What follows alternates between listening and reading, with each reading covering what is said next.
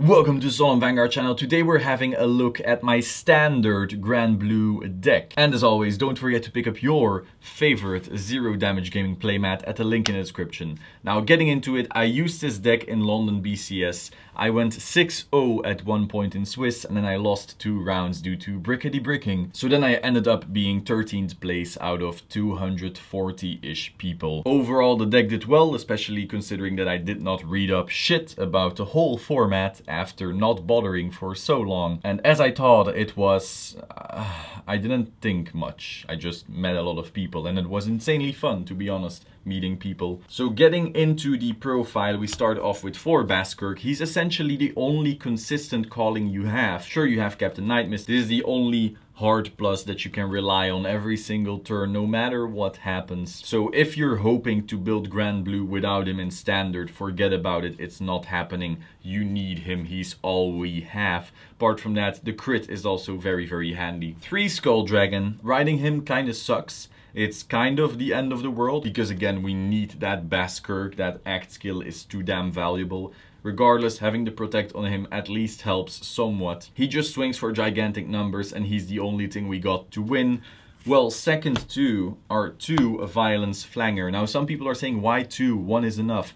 When you're going up against OTT, which is 80% of the competitive meta, if you haven't seen London BCS, the top 8 had 6 OTTs. OTT is not a problem. Yes, OTT is a problem. He's the only thing we got. Their hands become so ridiculously gigantic that he's our win con. So if he goes into the damage zone, you are dead. If you don't see him fast enough, you are dead. You run too. 4, a Ruin Shade. Our beautiful Miller and Beatstick, always 4 off. It's the only way to really fuel our drop zone from the get-go. 4 Nightmist, next to Baskirk, the only other consistent caller, but he's a bit more restrictive, let's say. Overall, of course, you do need 4 because you want to call stuff. 3 Commodore Blueblood. I would like to run 4, to be honest. I just went into this tournament with 3 because I didn't bother looking anything up. He's a beater who also pluses you when he hits. If people let him hit, well,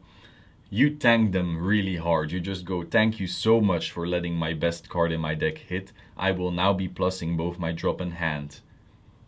4 Romario, again one of the best cards in the deck. It's a 12k beatstick and at the same time it's also the best on ride. It's like Circle Magus on steroids. When you ride it, you mill 3 and then get something to your hand. Sure, you put something in soul, which is great for Baskirk's cost, but overall being able to fix hand, fix drops. 4 Dancing Cutlass. Again, I'm really happy with this card because it's one more call you can do from drop without needing to add anything from yourself, let's say. If you got 2 on drop, that's a guaranteed +1 to field and also just even more milling. Also countercharge, which does come up, but the calling is really the one thing you're looking forward to. Because essentially, let's say you are on Skull Dragon, you use your Captain Nightmist and then your Nightmist calls another Skull Dragon, let's say, and then you will use your Cutlass to call himself behind Nightmist, and that way you do have a full field to do something at least. 3 Norman. Norman is fun. If you have too many calls, you don't know what to do with them, this guy will make it so you get +10 to something that isn't normally big, something like a Commodore Blueblood, something like a Nightmist, while your Skull Dragon is insanely huge anyway. And then he will also mill for you, making your Skull Dragon even bigger. 2 Evil Shade. Overall, Evil Shade is very fun because in the late game, and only the late game really, that's the only time where you will have plenty of drop. That's when you will be able to get some more free calls. When I see him early, I will usually put him into my soul with Romario, and then if I need him, I can always use Baskirk to soul blast him out later. But overall, you don't want to see him early. He is basically vanilla at that point. 4 Mortal Mimic, 4 of this crit, 4 a Draw PG, 4 Healy Boy, and 1 Guiding Zombie. There's really not much to be said there. It's the only way to do it, really. I know some people run more draws. I disagree fundamentally. Since we're no longer in G era, and so the value of 1 card is almost nothing right now because there's no G guards. You can't go through your deck fast enough to have loads of PGs and so forth.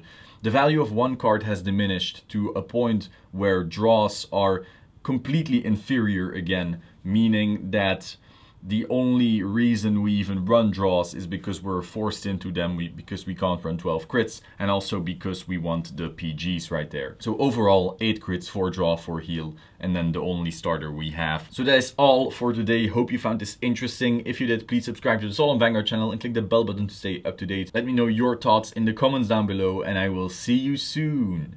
Ciao.